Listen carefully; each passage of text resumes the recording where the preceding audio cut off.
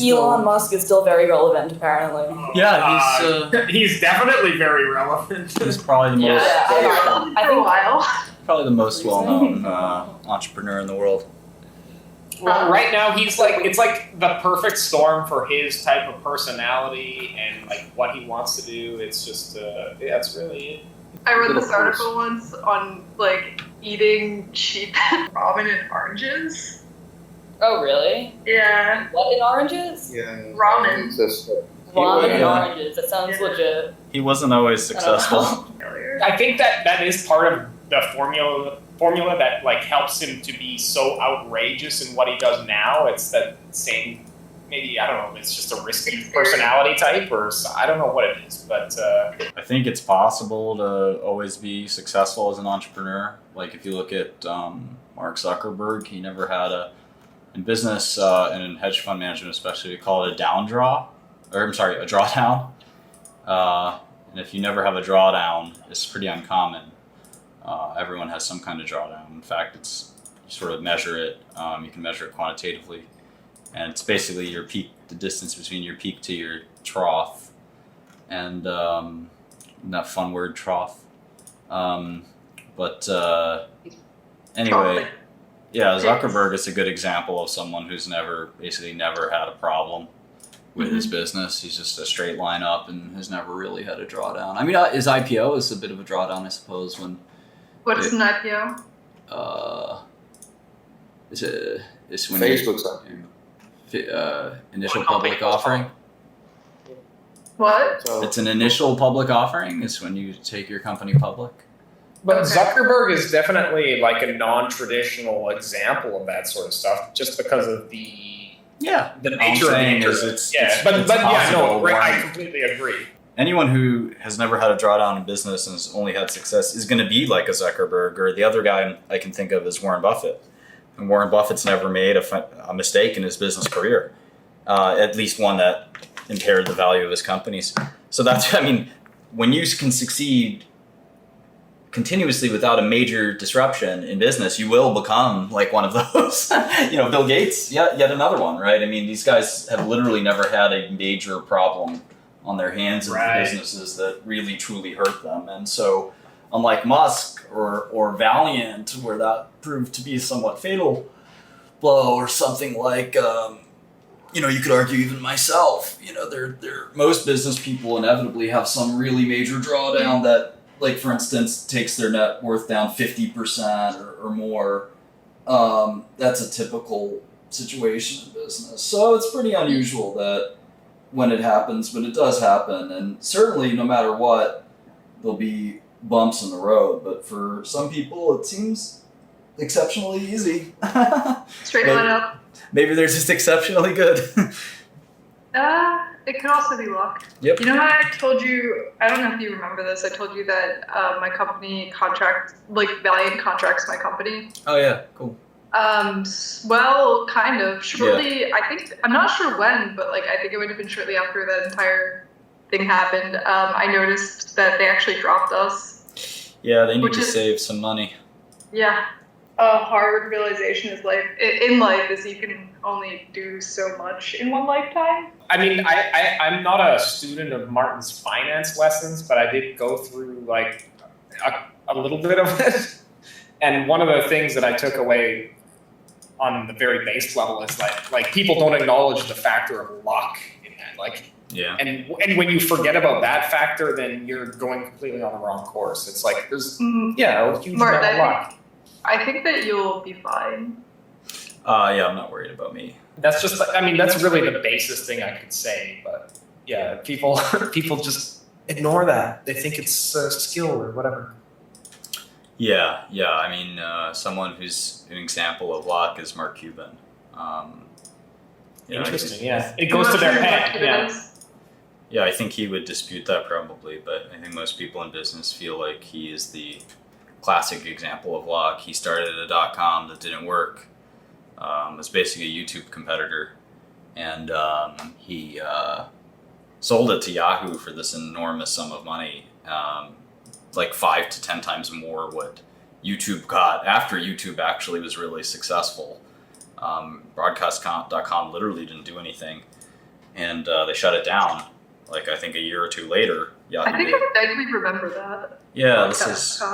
I know a lot about Mark Cuban. Yeah, that's exactly. Yeah, and so and my understanding is he has not made a lot more money since. I could be wrong, but I don't think he's created a lot of wealth for himself after broadcast. So I think a lot of people feel like he just got lucky having a business in the .com bubble, and that was that. Having said that, I've also heard other things about him that were, that he. What does it feel like to have people pouring money into a project that you're doing? Responsibility, right? I mean, it's basically you just have to, be really, really, really, really responsible. I'm trying to visualize the feeling behind it.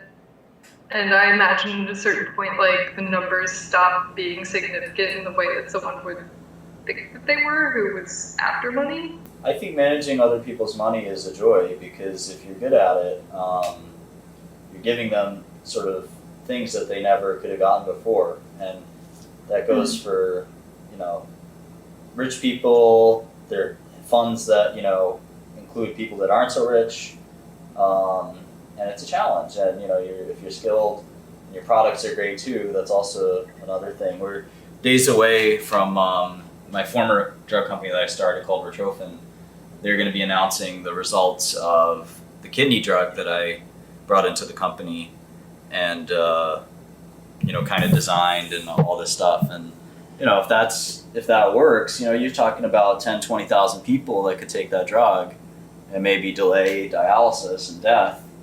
So it's pretty cool, it's not just about cash, but certainly that comes first, because without that, there's no interest from investors to, at the end of it, they're like, we're big fans of yours now, we kind of get it. And I was lucky that they were willing to listen. And I think that we need a lot more of that in politics too. No one wants to listen to each other, everyone just wants to yell at each other, and Hillary's not much better, to be honest. I tried to talk to her, I met her in 2006. And I tried to talk to her, and she was just like, I was so beneath her, and I probably was, and that's fine. Probably still am. But... What do you mean you're so beneath? I could tell she was looking at me with, you don't matter. What you have to say doesn't matter to me. I've got my angle. I've got my talking points. I've got my platform. That's it. And... What did you ask her, or what were you... I was trying to ask her about taxes, and... I wanted her to explain to me why, we just came off George Bush with very, very low taxes, and I wanted her to tell me what she was going to do to taxes. And this is at a time where it was her, McCain, and Obama. And she was just like, yeah, taxes are going to go up a lot. My vision for America is different from everyone else's, and government's going to get big, and we're going to spend a lot of money. And I was just sort of like, I think she means taxes are going to go up for rich people. Yeah, I don't know. Maybe everyone. Tax the middle class. Personal. That's not really her platform. So personal taxes are 20% of tax receipts. Corporate taxes are another 20%. So I think if you try to not tax poor people, you can do that easily, right? And in fact, we have that now. My tax rate's 55%. So, and I risk a lot. So I risk 100%, and then when I make money, I have to give 55% of it away to the government, and they spend that on things that I don't necessarily agree with. Okay, and so, and it didn't go up. That the reason I like Obama is it didn't go up that much. It was 45%, and now it's 55%. Fine, but if you increase taxes on corporations, which we have the highest tax rate already, so it seems like it's going to be really hard to increase taxes on corporations. Then if you just increase taxes on the wealthy, you're really talking about a pretty small, I think, increase in tax revenue. So, because again, personal taxes are not an extremely large amount of our tax revenue. So if you just take that and you try to grow that a lot, I'm not sure. I mean, they're already high. like I said, I'm at 55%. You can't make it 100% or no one would work. At least rich people wouldn't work. And making it 75%, that's like saying, okay, 3/4 of your income is going to go to government. Why make income? Why bother at that point? At that point, people go to loopholes. People go to things that they get out of taxes with. I'm using some loopholes, not a lot. Close the loopholes would work, but the problem is those loopholes are being abused because wealthy people don't want to pay the alternative tax, which is some cases 50%, some cases 75, 80%, which, you need to coexist with wealthy people. And the one thing I'm proud of, to be honest, and this in fact has changed my career decisions quite a bit, take a look at Mark Zuckerberg, okay? This guy is one of the richest men in the country. He's one of the youngest as well. And he has his company in the United States of America. Why I started turning pharmaceuticals last year, I made it in Switzerland because I didn't want to pay taxes. Switzerland has an 11% tax rate. The USA has a 40% tax rate for a corporation, state and federal. And Facebook pays 40% taxes. It's crazy, 40%. And you would think that would be a disaster. Nope, Facebook's doing fine. Facebook's worth $300 billion. So to me, it's definitely made me think a little bit about he's not complaining. He's doing just fine. He's not using one loophole, right? And he lives right there in California. He pays his taxes.